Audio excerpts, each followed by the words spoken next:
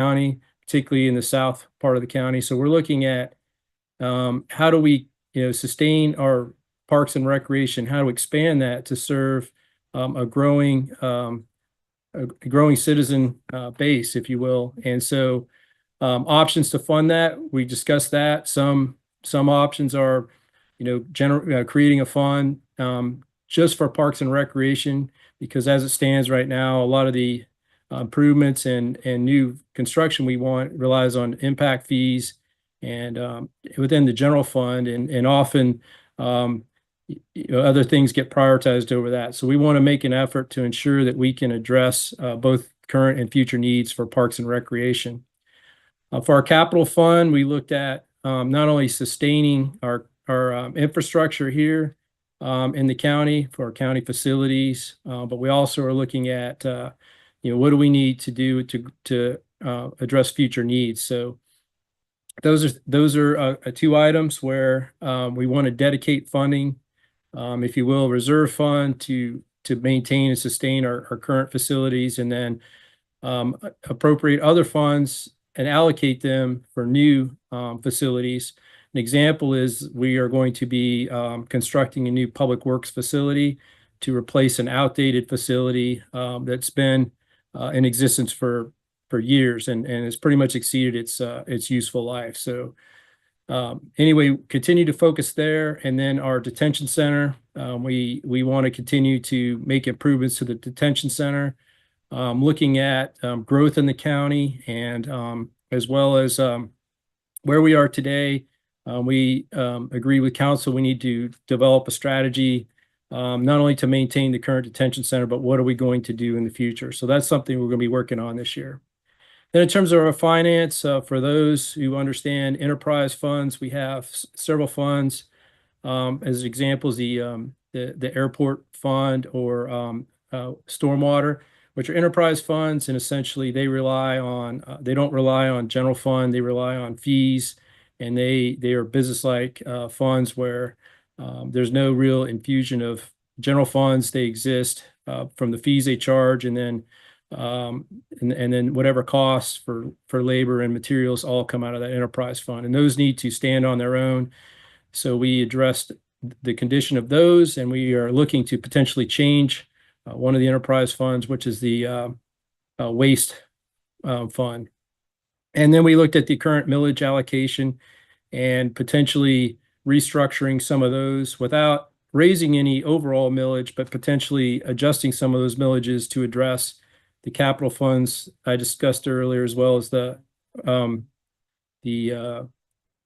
maintaining facilities. So with transparent oversight, I think with our council leadership, we want to continue to build trust in the community. We want to continue to make it known that we are good stewards of the taxpayer dollar, and that individuals, if are interested in how funds are being spent, that information is available.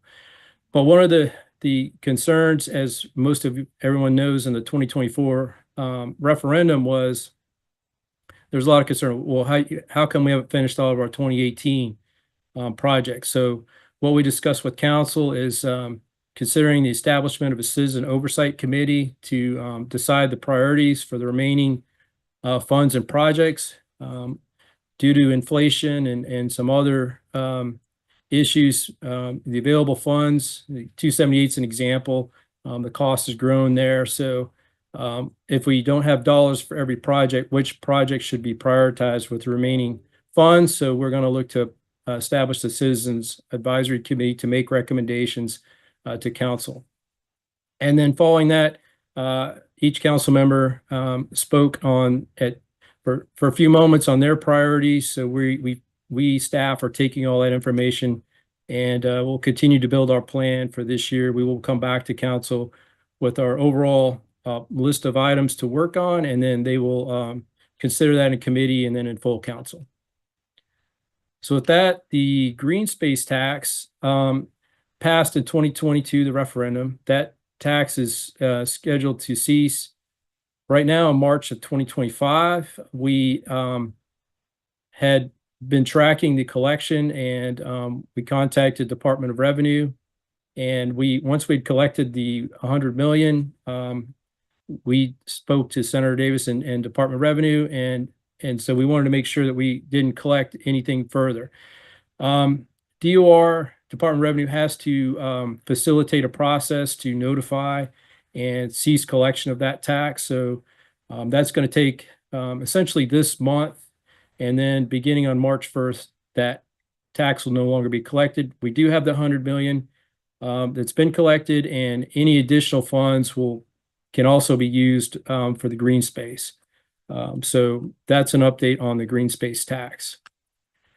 On the 278 project, obviously the 2024 referendum has affected the funds that are available for the project. So we're looking at options. The critical part to this is that there's the span, the eastbound span of the bridge has to be replaced very soon. What DOT has given us a deadline is of March 31st. That's not that the bridge is going to be an issue then, but they need time to develop a plan to implement that, because now the bridge is in a condition where it's going to have to be inspected on an annual instead of a biannual, which is a 2-year basis. So at any point, if the bridge in the future were to fail an inspection, there could be a posted limit on that for large vehicles to include 18-wheelers, emergency vehicles, and so forth. And obviously, that's not a situation we, the county, the town, or DOT want to be in. So with that said, the option based on the available amount of funding, Department of Transportation has provided 6 options to address that. Of those, there are some options for a bike pedestrian way, but I'll show you that in a couple of minutes here. But essentially, this new de-scoped project, if you will, would address the eastbound lanes. It would build a new 3-lane bridge, and which would be capable of carrying 4 lanes in a temporary situation. And that temporary situation could be at some point in the future if we don't, since we're not in this current concept, we're not going to address the westbound lanes. Then if those ever had to be demolished and rebuilt, this new bridge could be configured for 4-lane, so 2 lanes each direction, which is obviously a concern for folks getting in and out of the town. But you can see a concept of what Department of Transportation provided us. Members of the DOT were here, and that was discussed with council on Monday at a workshop. And a lot of the questions were answered. This is the first option is essentially an option to replace the bridge span itself, whereas the next option expands the project for 3 lanes further out. And so you can see a concept for that. What I've got here I'm displaying is what the lanes are going to look like with option 2 and option 4. Option 2 and 4 include a shared use path. Options 1 and 3 do not include a shared use path. The path itself is approximately $70 million expenditure. So that's something that council is going to have to look at closely, because the available amount of funds really preclude us from the use or the pedestrian way. As it stands today, the council and the town have not committed any additional funds to the project. So the available amount of funds for the project are approximately $298.5 million. And so I'll get to the next couple slides. This is another cross section, and another cross section of some of the options which you'd have in the Stony community for option 4 in Jenkins Island. So the slide here shows you that there are the 6 options, and I will point out that option 6 is what the Department of Transportation would do if there was no other option. So that would cost $88.6 million to replace the bridge, and DOT is committed to this point that amount of funding to the project for completion. So as I mentioned before, options 1 and 2, those are the lifeline options, the roadway only to the tie-ins on the east and west side of the eastbound section. The next two are 3-lane eastbound from Moss Creek to Spanish Wells 3 and 4. And then option 5 is the full project, which that is not really a viable option at that point, given the funds that are available. But it is out there just for comparison purposes. We are scheduling an upcoming joint workshop between the County Council and the Town of Hilton Head on February 12th at 5 p.m. the Buckwalter Recreation Center, and public will be encouraged to attend. We're going to discuss the potential of a joint resolution with the town and the county regarding preferred alternative or option. And then we have a deadline, as I mentioned before, to get to provide that to Department of Transportation. But we also have a deadline of March 31st to discuss with the State Infrastructure Bank, which has committed $120 million in funds that are matched by the county. Part of our concern here is we want to ensure that we keep those funds in place for Beaufort County and for this transportation project. And so if we select, one of the options here that's within our means, then we would have the potential to keep the $120 million, but that's not a certainty. We would have to have that discussion with the State Infrastructure Bank to ensure that they still are committed to that smaller project. But in our discussions with Department of Transportation, we'll continue to work with them. And I think, and our indications with Secretary Powell is if the town and the county are aligned on a joint resolution and the DOT, then it would make a strong case to go forward to the SIB to keep those funds in place. So with that, I think that concludes my presentation. If there are any questions. Michael, thank you for that. Much appreciated. Our timing was really good. I guess we got lucky on that one, being that the strategic planning retreat was just yesterday. And we do have some questions, and thank you to those who have submitted so far. And I can ask you to continue to submit questions for not only Michael, but our other two speakers as well. Our first question is coming from James, and James is asking, with so much going on in Jasper County, how much are you and your team collaborating and cooperating with Jasper County leaders? That's an excellent question, and with our new chair and vice chair, Ms. Howard and Ms. Tabernick, we are going to be scheduling a meeting with Jasper County. I think that's important going forward to have open dialogue with them.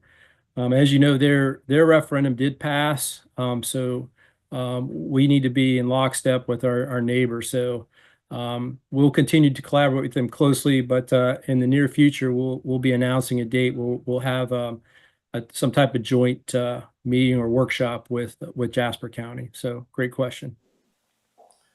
Next we have Olivia, and Olivia is one saying that she thinks the Citizens Oversight Committee is a great idea, and asking who selects that committee. The way we envision that is council generally would select those committee members. We need to develop the structure of that committee, how the representation is going to be. But essentially council would take applications like they do for other boards and commissions, and then they would select the members. So that's that's the way we envision it going forward. But more work to do. But once we have that established, we want to be very public about announcing, that we're open for applications, and that we're encouraging individuals who are interested to participate. Because from my perspective, I think if we have the citizens involved in this, we can better understand which of these projects are important and which projects might not be as important. Not to say they're not important, but we just want to clearly understand what the needs are in the community. So thank you. Next question's coming from Fred, and Fred is saying, since the majority of the traffic on the bridge is people who do not live on Hilton Head Island, why cannot a tax be developed for those folks to remove burden on Hilton Head Island residents? Well, and I think, that there was an attempt to do so with the 2024 transportation referendum, which failed. It did pass in 2018. So where we are today is the $80 million in the 2018 referendum is what the county has in addition to some additional other funds. It has been discussed, could we go out for referendum, for a bond referendum, but I think our council most leaders are of the mind that since the referendum was defeated, there's not really an appetite for that at this point. As part of our rationale for having the citizen advisory group, so we can complete a lot of the projects from 2018 and build some credibility with the community.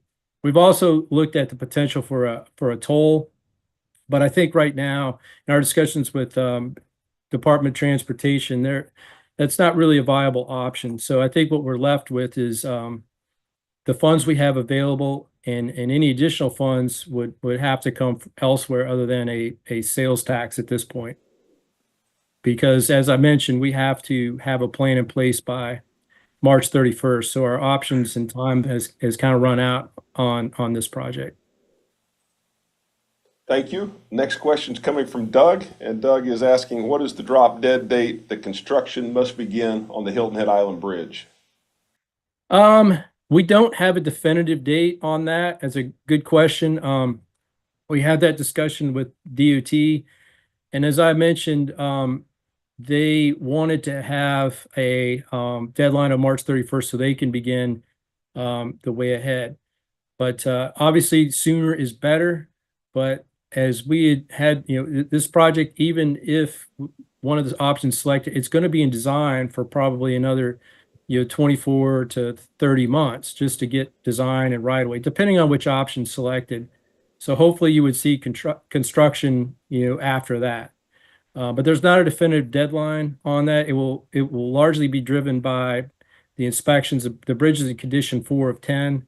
So there's really not a drop dead date on when it has to be construction completed. All right. Next question is from Courtney, and Courtney is asking, when will the county be distributing the community service grant awards funds approved at the end of the year? Great question. I don't have that right at my fingertips here, but I can get back to you on that question. That's okay. That's just fine, Michael. We'll after this, we'll shoot you the email address so somebody from your team can respond to that. Absolutely, love to do that. Thank you. Next question is coming from Olivia, and Olivia is asking, when do you anticipate the bridge project being completed? I think, as we discussed with Department of Transportation, you're probably looking at, 4 to 5 year project overall. As I mentioned before, it's going to be, 2 to 2.5 years just to complete the design. The real question is going to be, which option selected is the NEPA process, or we're going to have to go back to the environmental process or not. And then I would estimate, another 2 to 2.5 years for construction. So my mindset is kind of in the 4 to 5 year time frame. All right, thank you. Ben is asking, what's your biggest priority for the county in the coming year, whether that be you or county council's biggest priority for the coming year? Well, I think, in terms of what we discussed, our taking care of our people is number one, of our staff. And then from my standpoint, I think in council standpoint, continue to build trust within the community, to ensure that, we are viewed as good stewards of the taxpayers' dollars. So, I work hard on a daily basis to ensure, what we're spending is appropriate and is serving the taxpayer needs. And then, as I mentioned before, the facilities, the condition of our facilities from the administrator standpoint, those are my priorities this year. And so we're going to move down that path. Obviously, we have a lot of other projects within the county and a lot of things going on, but those are the things I'm really keeping a daily track on. All right, one more question for you, and it's coming from Henry. And Henry is asking, who has the final say on the bridge design?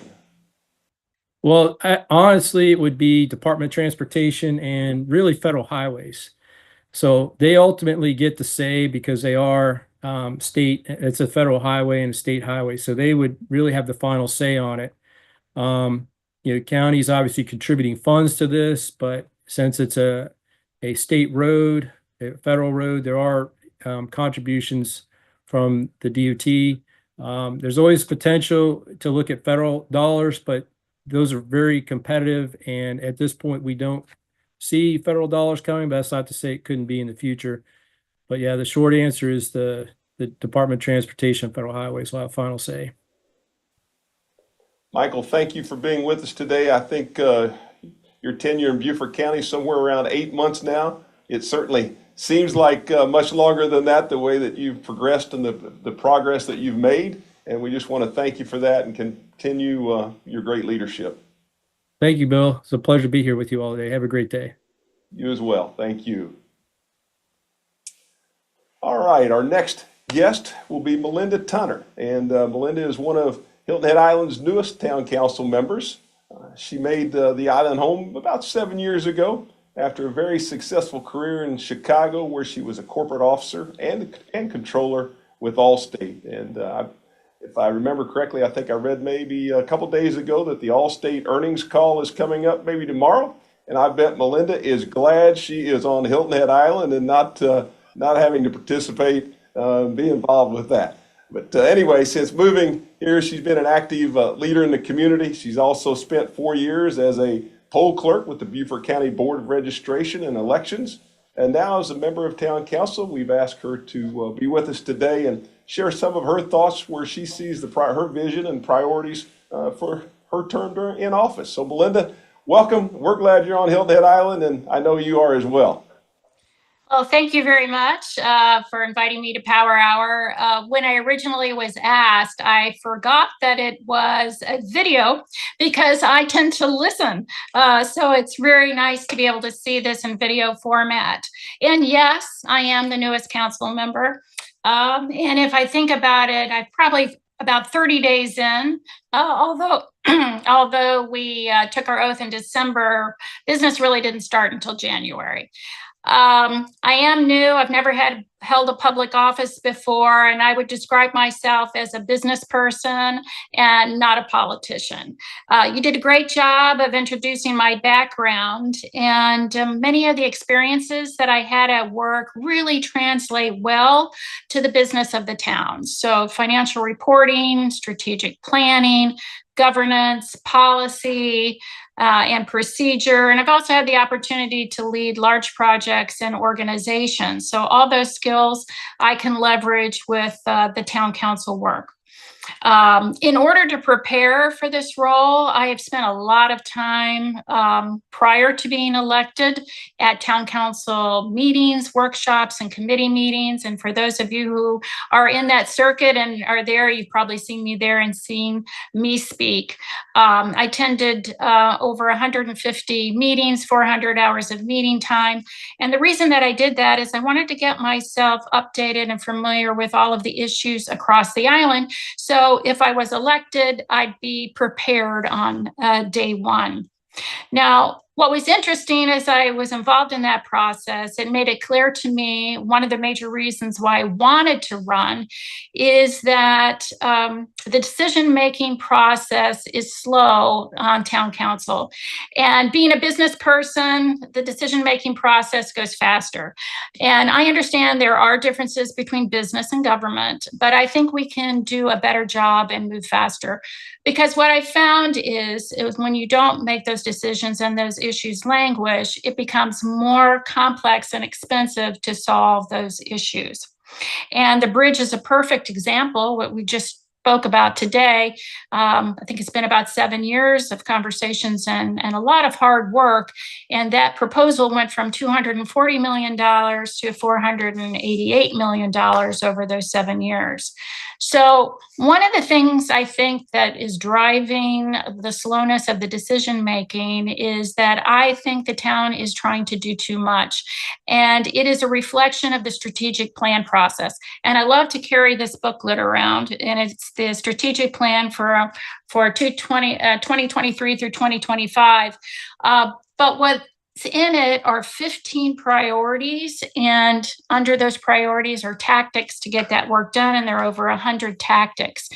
And it's all really important. It's all really great work, but it is a lot to manage. And as I had the opportunity to participate in the strategic plan process as a citizen, during public time, I did speak to my concern in 2023 and 2024. There's only so much capacity that town staff has to be able to really execute on all of those strategies. And it's not just town staff, but vendors and the community to absorb all that change. So one of the things that I am looking for out of the strategic plan process is to be more focused. And what's great is that we are going to have our strategic plan workshops coming up. They are February 26th and 27th at the Westin Hotel. They're from 9 to 3, and it is open to the public. And so if you want to participate and see what's going on, that would be great. Personally, what I would like to see is a focus on 5 key priorities versus the 15 that we have today.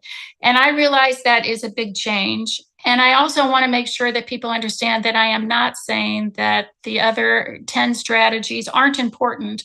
It's all really great work.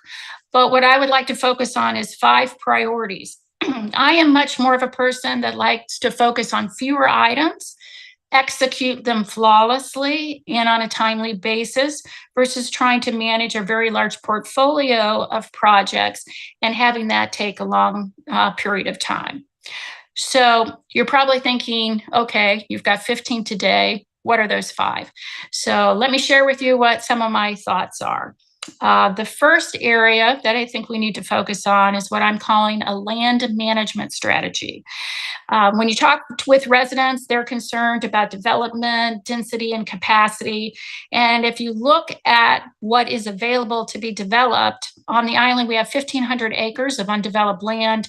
And if you apply the zoning that we have currently in place, that could be up to 10,000 additional units.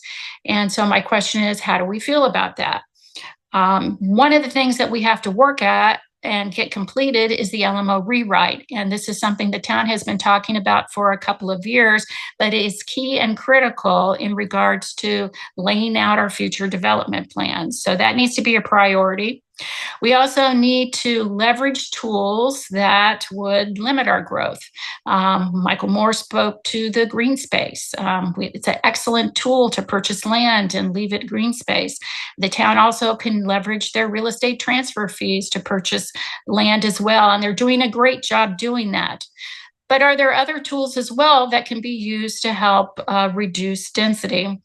We also have a unique opportunity to reuse commercial space. And if we pull this all together, we have the district planning process. And that district planning process, which is currently going on right now, and there's actually a meeting tonight for one of the districts, it really lays out the vision of what each of the 8 districts on the island would look like. So that's my first priority, is land management strategy.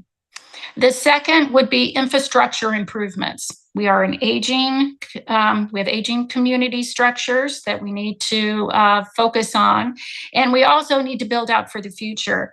Now, once the decision about the bridge is made, and that will be done fairly soon, we need to focus on our local roadways in Hilton Head, our pathways, our intersections, to improve not only our traffic flow, but also our safety.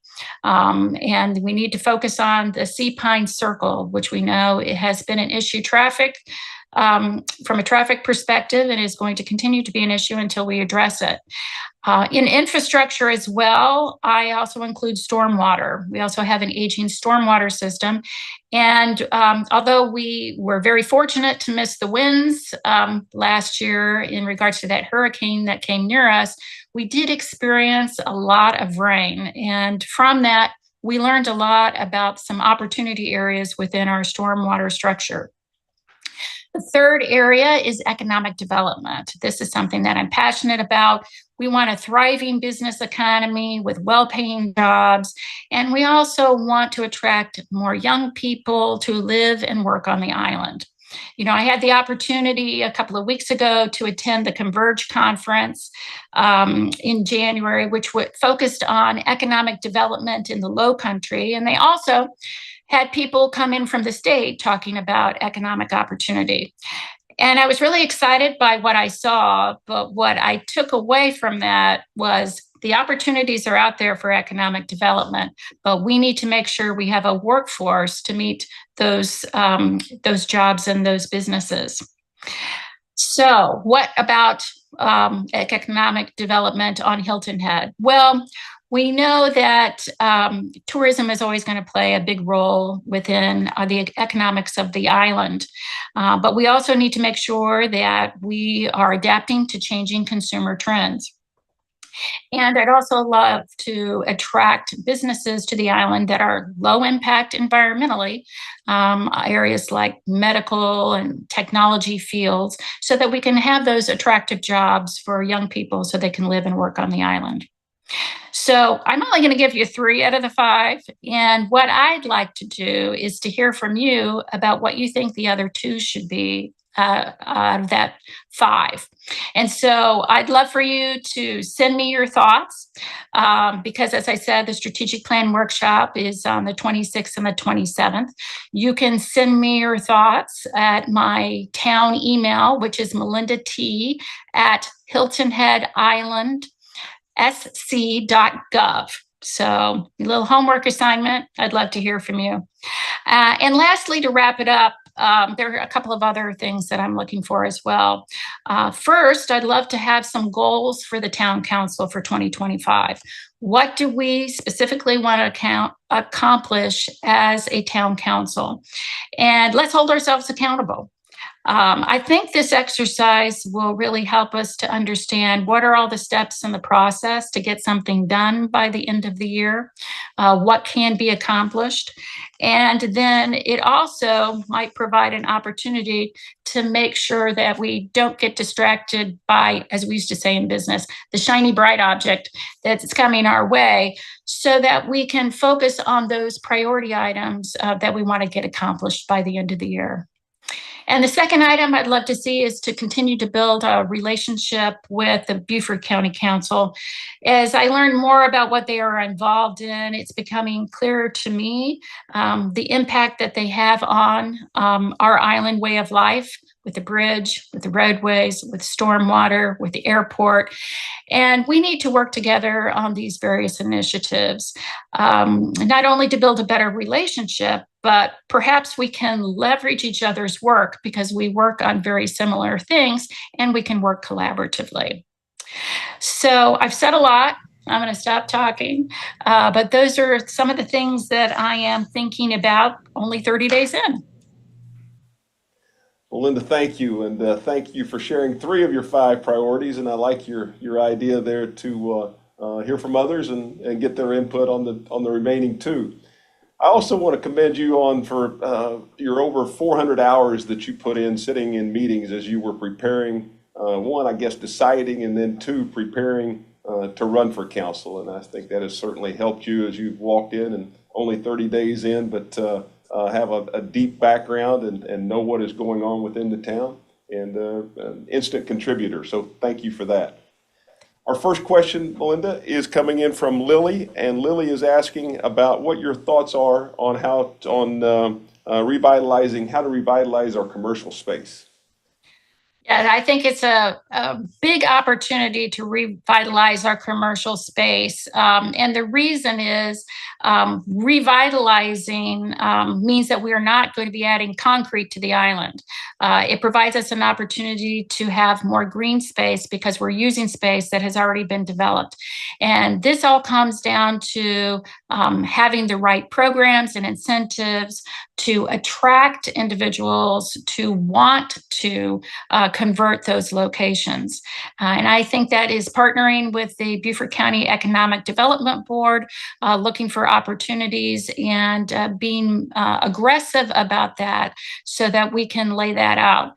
I think there is just a significant amount of opportunity, but we need to build a plan on how we can get started on that process and start to see some more revitalization. All right, thank you. Nathan is asking, do you believe the town should continue buying land parcels to protect them from development? Yes, I think that is one of the biggest and strongest tools we have in our toolkit. And I think the town has done a very good job with that. And I also want to compliment the Beaufort County Council for the green space tax opportunity as well. We've been able to buy some great parcels to help with our overall development. And one of the things that I think we should communicate when we do that is how many units would have been built on that land if we had let it be developed. And it would be a way for us to really demonstrate how that benefits the overall island. All right, okay. Evelyn is asking, I just lost Evelyn's question here. Evelyn is asking about many feel the civility of government isn't what it should be. How will you be able to help address that on council? Yeah, I agree as well. And I'm a big collaborator. That is my leadership style. And I think it's very important to be able to work together. Now, that doesn't mean that we're always going to agree, but I think we have to agree to disagree and be able to move from that, that if we don't agree on a certain topic, that we can, place that behind us and continue to move forward. What I found interesting, although it's only been 30 days, is it's very obvious we each have our own different skill sets and we're all bringing different experiences to the table. And what I have seen in the few town council meetings that I have participated in is we are building on each other's thoughts. And I think that's, a good start to working together. Okay. Ryan is asking, how do you feel about limited size town government? And do you think town government is sized right to accomplish the strategic priorities? So, given my finance background, that is a great question. And it's something that I'm going to be looking at it and exploring because I think we do want the right size. We are a limited government, and we have declared that as our structure. And so we should make sure that we are very thoughtful with our dollars. These are taxpayer dollars, and we want to make sure that they are being spent very wisely and appropriately. The question as to whether the town is the right size in regards to the strategic plan, I think is a good one. And I think that's another reason why we need to reduce the scope and focus on those priority items, because I worry very much about the volume of work that our town staff is asked to do and the processes to get that done. And I want to make sure that we're focusing on the most important items. But we're going to be going through the budgeting process soon. So it'll be an opportunity for me to dig even deeper and have some understanding. But I want to make sure those dollars are wisely spent. All right, thank you. Grace is asking, what are your thoughts? This might be the toughest question of the day. What are your thoughts on getting more pickleball courts? This is a great example of we need to pivot with a consumer trends that are changing. And pickleball, as you know, is a sport, the fastest growing sport. And I had the opportunity to take a tour of what we have currently today, and with one of my friends who's a big pickleball fanatic. And so I'm very pleased to see that as part of the master plan, we are going to be building more pickleball courts to meet those needs. All right, thank you. Our last question that has come in today is coming in from Chris, and Chris is asking, are you in favor of bike lanes for the bridge? Oh, that's a great question. I can understand the desire to have that multi-use path on the bridge, especially with the onset of electric bikes. And I believe in the future, people are going to use electric bikes more and more to go from home to work and, other types of travel. The issue that we have is that we only have so much money. And when you look at the options that Mr. Moore laid out, those multi-use paths, depending on which option you pick, would add another $60 to $70 million. And because we need to come to an agreement in regards to the structure of the bridge, as well as have the appropriate funding, it doesn't seem that we have enough money to focus on and include that in the design. So it's a tough issue, and it's probably really going to get down to how much money we have available as to whether we can execute on that. Well, Linda, thank you for being with us today. And as you mentioned, the strategic planning retreat, February 26 and 27 at the Westin Resort from 9 to 3 each day. Yes. So show up and you'll be able to participate or at least hear what's going on and see what the town's priorities are. And again, Melinda, we really appreciate you and thank you for being with us today. And don't forget to email me your priorities. That's right. There you go. All right. Thanks again. Thank you. Our final guest this morning is today is J.R. Brown, and he's a Marine Corps veteran who turned his passion into a mission of helping veterans. Like many, 9/11 certainly changed J.R.'s life, and 2 months after the attacks, he was at Parris Island for boot camp, and he served as a military working dog handler deploying to Iraq. He earned his degree from Syracuse University and found his true calling, helping veterans transition to civilian life. That mission led him to create Operation Patriots Fob, or OpFob, as many of us know it, and it's located right here in the Low Country. OpFob provides veterans with a place to connect, a place to get outdoors and really find community. They were also our charity partner at last month's Conversation and Cocktails, and where we spotlight a different nonprofit at each event. JR, we're glad to have you with us, and such an important cause and mission, what you're involved in, and we look forward to hearing more about that from you this morning. Well, thank you, Bill, and thank you all for this opportunity to brief everyone on the amazing progress that OpFob has been able to accomplish over a short 4.5 years. Thank you again for hosting us for Conversation and Cocktails. It was a great event. We were able to make a lot of different connections there, like all the different events that we go to that you guys host. And we're definitely looking forward to the Chamber Ball again this year. We always take a group down and have a really good time and enjoy it. So again, 2024 was an amazing year for us. One of the biggest highlights is that OpFob, for 4 years, a little over 4 years, was leasing our property. On November 7th, OpFob closed on the 268 acres and actually owns the property now, to ensure that the facility will be there for a very, very, very long time.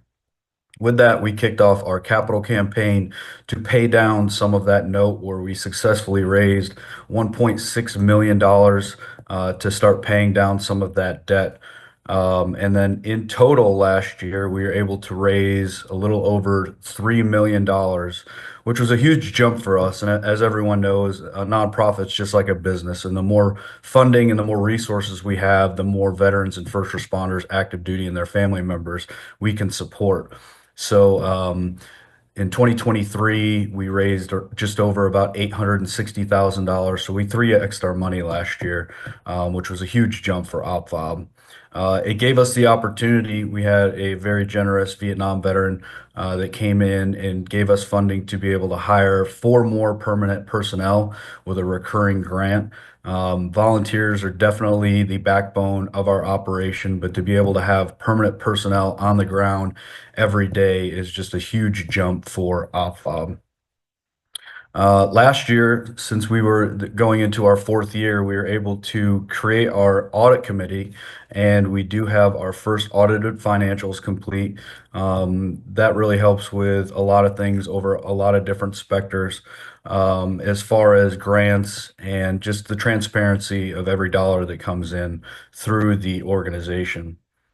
Last year, we were recognized as the Beaufort Chamber's Civitas Nonprofit of the Year. Just like your organization and the Hilton Head Bluffton Chamber, the Beaufort Chamber has been very generous to us and very helpful in spreading the word to potential donors, partners, and veterans and first responders as well. Last year, we had over 54.6% growth, with 596 veteran and first responders, active duty, and their family retreats. We have a little over 3,000 members, active members right now, and we have had over 29,000 visits to the FOB in 4.5 years and 0 suicides. Bill, you did a good job of introducing OpFob, but what some might not know is, how we got to the point of creating OpFob was based off of the needs that helped me the most when I returned home from combat after being injured at the end of 2007. I've lost currently 29 guys that I served on the battlefield with the suicide. And we think that the lack of community and tribe is one of the biggest contributors of why we're losing our veterans on such a big rate that we are. You think about it, these men and women that spend, whether it's 4 years or 20 years with that unit, with that team, that's how they're able to get through some of the horrible times that they go through, especially over in combat and overseas on deployments. And then all of a sudden you come back and you get out and poof, you go back home to your local communities where you don't have that veteran network like we were able to create here. So OpFob is a place for like-minded individuals to come together and build that camaraderie with each other and build that tribe back up that a lot of us miss the most. So that way we can lean on each other when times get tough. And we jump down in that deep hole with individuals that might be struggling and help pull them out because of our experiences of being down in that dark hole as well. But at the same time, you don't have to be broken. You don't have to have an issue to come out to OpFob. OpFob is for all of our veterans, first responders, active duty, and their families to come out and be a part of that tribe. And we're super proud of the partnerships that we've been able to create with the local bases and the COs and CGs to be able to spread the word to our active duty individuals as well. Last year on the property, we were able to partner up with the South Carolina Youth Shooting Foundation and Midway USA. So we were able to expand our sporting clays course to a 14-station sporting clays course and an 8-stand that is ADA compliant. So we're able to get some of our guys that are in wheelchairs or might have some mobility issues able to get out there and enjoy the sport as well. And we currently support all of the Low Countries sporting clays teams, the schools, to come out there and actually be able to utilize the facility to help practice and garner their strengths at shooting at sporting clays. And it's one of the funnest events that we have between our veterans and first responders out there, because a lot of us have extensive training in rifles and pistol training. So if you go down to the range and you're shooting, everybody does very well. But you put a shotgun in the hands of some of these individuals, to include myself, they can't hit the broadside of a barn. So as you can imagine, a lot of banter and a lot of good times and camaraderie is had out there. So last year we were able to successfully host our 4th annual 22 Days of Light the Fire. What that is we wanted to raise awareness about veteran suicide, but not take away from Memorial Day and the ones that we lost on the battlefield. So we back up 22 days from Memorial Day and we light a fire. And this past year we had Medal of Honor recipient General Livingston, who sits on our advisory board as well, come down to be our guest of honor for that event. And we man this fire for 24 hours a day, 7 days a week for 22 days, where we partner up with a lot of different other organizations and businesses to come out and man the fire with us. And it's just, again, to raise awareness about the fact that a lot of people still don't realize that on average, we're losing anywhere between 22 to 44 veterans a day to suicide. And that's just completely unacceptable. So we want to raise awareness to the local community and even our broader region. We successfully hosted our second annual Responders Appreciation Day. We do this in September around the 9/11 Memorial. And on average, we get between 400 to 450 individuals that come out with their families, and we just have a good time. We throw an appreciation event to show them, that they're not forgotten, and we truly appreciate what our first responders do every day. We talk about our veterans a lot. We put on our uniform and we put on our gear and we go on a deployment for 9 months and maybe 18 months max for some of the different units. These men and women that are putting on their uniform, that are patrolling the streets, that are being called at midnight to come rescue you out of your burning home, or scrape one of your loved ones off the pavement after a car accident. They do this day in and day out for 20 plus years if they make it to retirement. Every day is a deployment for them. And then what separates us even more is that we're able to stay over in the combat zone that we're in and decompress, while these men and women need to clean themselves off, put their civilian clothes back on, and go back home and play mom or dad, or run a business, whatever it might do, they might have to do. So it's very important for us to not lose track of the dedication and sacrifices that our first responders do for us every year. Last year, we hosted our third annual Concert for the Heroes with Chris Jansen and Parmalee. We had about 2,500 to 3,000 people that came out for that event.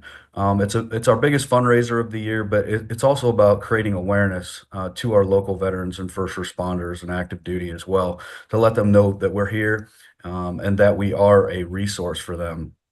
And we'll get into next year. Well, actually, in a couple months, we have our fourth annual coming up.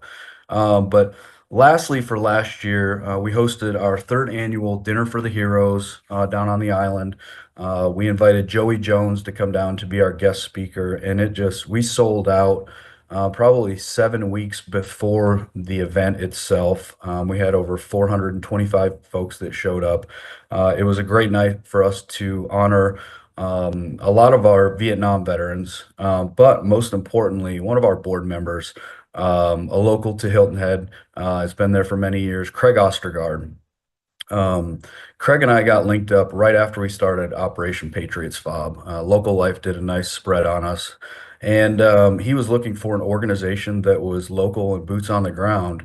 And he called me up, and we had dinner, and it's just, been go, go, go ever since then. And to be honest, without Craig Ostergaard, I don't think that we would even be on this call right now, because you would probably not even have heard of OpFob. He brought every resource, every connection, every partnership that he had to the table to make this happen. Unfortunately, in last year, one of my close friends that I went to boot camp with and served over in Iraq with as a contractor and in the Marine Corps, died of liver cancer that was service connected to his over 15 years boots on the ground between Iraq and Afghanistan. So we wanted to do something to keep his name alive. So we created the Sergeant Baez Honor, Courage, and Commitment Award. And last year, we chose Craig to be the first honoree of this award. Well, what do you do to a guy that has everything that he needs? And amazing family, great values, just a really good guy. And so we decided to reach out, and we located his Vietnamese counterpart that he served in Vietnam with over 50 years ago. They hadn't seen each other in a very, very long time. We found that he was in Arizona. we had Craig's wife reach out to them, and we surprised Craig by bringing his counterpart out to the dinner. We were able to keep it a secret, and we had the Ree was his name, the Vietnamese gentleman, come out with the award for Craig, and it was just one heck of a way to celebrate, a whole generation, not just Craig, a generation of men that went over and fought the battle that nobody wanted to acknowledge and nobody wanted to go over to. So we were very, very proud to be able to do that. And I am probably missing a couple things from last year. Last year was just a phenomenal year and just go, go, go the entire year. But 2025, we've had a great board, a great working board for the last 4 years. Some people have rotated in, some people have rotated out. But this year, we were able to add General Will Grimsley, retired General Will Grimsley. He was the former VA Secretary for the state of South Carolina. We added somebody that you might know, Walt Nestor, Marine JAG officer. He joined us as well this year. And then we were able to add on retired Sergeant Major Jorge Guerrero, who is a Port Royal Council member and served 24 years in the United States Marine Corps. We've got a lot of momentum this year moving forward. I'm currently in a hotel right now, right outside of the Capitol in Columbia. Yesterday, we testified to the HHS subcommittee to garner some funding to build a lodge on our facility. And we think it was very successful. We know it was, and now we just need to pass the Senate. But a couple other programs that we're kicking off this year.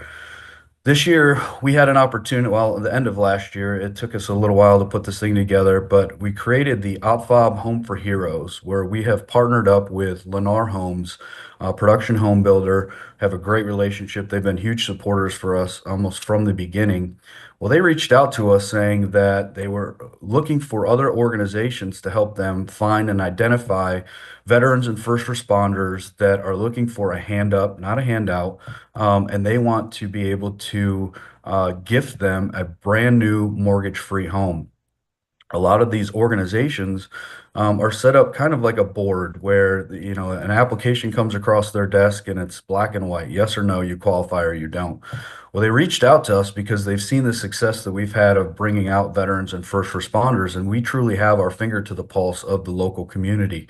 So this year we will be gifting 3 mortgage-free homes away in the state of South Carolina to veterans and first responders in the Hilton Head, Bluffton area, or the Bluffton Pooler area, the Charleston area, and Myrtle Beach area.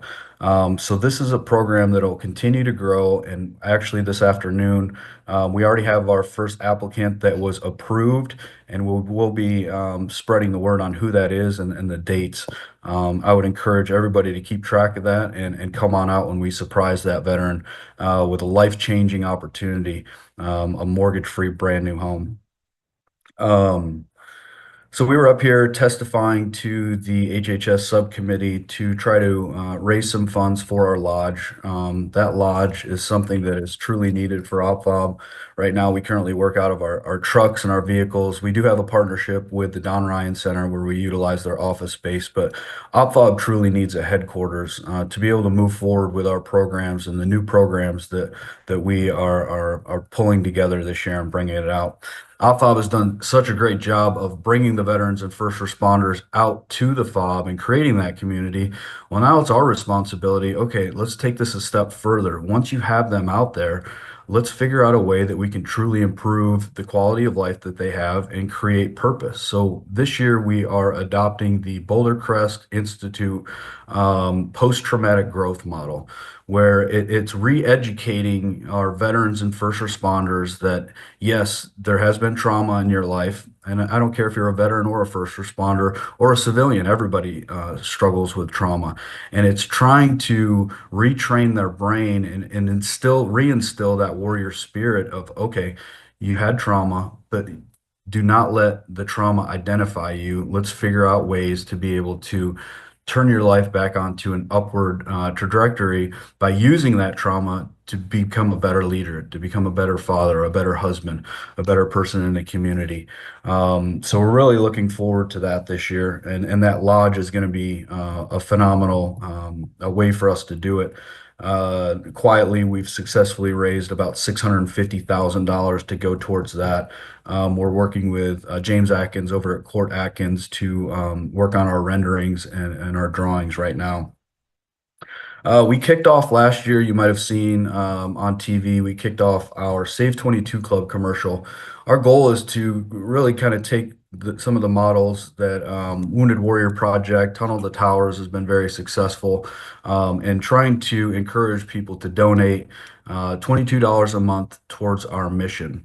Our goal is to try to get 1,000 people to sign up for it.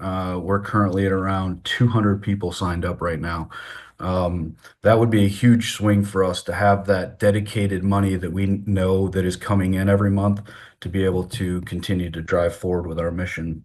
This year, we just got notification a couple weeks ago that we will be the recipient of the American Heroes Award grant that is up in Charleston. Major General Grimsley put us in for that, and we're really excited for that. This year, events, we're continuing to move forward with the Concert for the Heroes. So April 26th, we have our fourth annual Concert for the Heroes with Clay Walker coming out. We're estimating around 3,000 people to join us for that as well. And in conjunction with our partnerships with the bases, we give close to 750, I think, maybe around 800 tickets, free tickets away to our local veterans and first responders, active duty, and their family. And we just have a great celebration, have a great time, and it's all about creating awareness and then obviously raising a couple dollars to keep the lights on. We will be hosting the Sportsman's Caucus Sporting Clays event this year out at the FOB. We're really excited to get Representative Bobby Cox, who runs that, and our local rep, Bill Herb Kirschman, who's been a huge driving force for us up here, to get involved and try to bring down a lot of the state legislators down to the FOB to let them get eyes on and see what we're doing, check out our facility, and to continue to garner their support. In addition, we will be hosting the DNR annual employee appreciation event where all DNR officers throughout the state will come down to our facility and just have a day of getting together, building that camaraderie, and blowing some clays up out on the sporting clays course. So we're really excited about the momentum we have behind us moving forward into 2025 and continuing to grow and truly create purpose for our veterans and first responders and being a resource for these individuals as well. JR, wow. If I had to sum it up in one word, I would say amazing. An amazing story, amazing organization with amazing results. And the Honor, Commitment, and Courage Award for Craig. What a special story that was. I caught myself trying to tear up there just a little bit, but just such a touching story and all that you all are doing. I want to thank you and congratulate you. We have a couple of questions that I'm going to ask right now. The first one's coming from Ella, and Ella is asking if I have a family member or a friend who could benefit from OpFob, how can they reach out? Great question. Please just go to our website, opfob.org. That's opfob.org. And right in the right-hand corner, upper right-hand corner, there's a small little form for them to fill out with some basic information, and that will get them in our database. And one of our veteran liaisons will contact them within 24 to 48 hours and schedule a tour for them to come out. I would also encourage anyone that would like to come out and see the facility. Every Saturday, we host Coffee and Camaraderie from 9 to 11 o'clock, and then afterwards we open up our range. But that is an open day for veterans, first responders, supporters, people that just want to see what we have going on, to be able to come out and get a tour of the facility and meet some of our veterans and first responders. All right, another question coming in from Charlotte, and Charlotte is asking if you see veteran assistance improving or not. We see that there are a lot of nonprofits that have been engaged or are just starting off in the last couple of years as well. You know, when we originally started OpFob, we were talking about this grand picture of, okay, we'll create this fob and improve this model, and we'll have a fob out west, we'll have a fob in the Northeast, and have them all over the place. Well, we've realized in the last couple years that there are a lot of really good organizations that are already out there that we just continue to partner up with. So we have about 6 organizations locally that we are able to reach out and get resources to the veterans and first responders that need them. We're not trying to be a one-stop shop like the VA. We stay in our lane with the outdoor recreation and the peer-to-peer engagements. But if we get a veteran, which we do all the time, that is struggling one way or another, with maybe some homeless issues, we've got a resource for that. Maybe some drug and alcohol addiction, we have resources for that. Financial assistance, educational, legal, whatever it might be. If we can't do it, we've got other organizations that we have personally vetted that have done a great job for our veterans and first responders. JR, thank you so much for being with us today, and especially from a hotel room in Columbia. We're glad you shared the story, and we'll continue sharing your story. Thank you for what you do. We look forward to seeing you very, very soon. All right. Thank you, Bill. Appreciate everything. Thank you. Well, that's a wrap for today. Thank you all for joining us, and have a great week. Enjoy this fabulous weather. And again, we appreciate you tuning in today.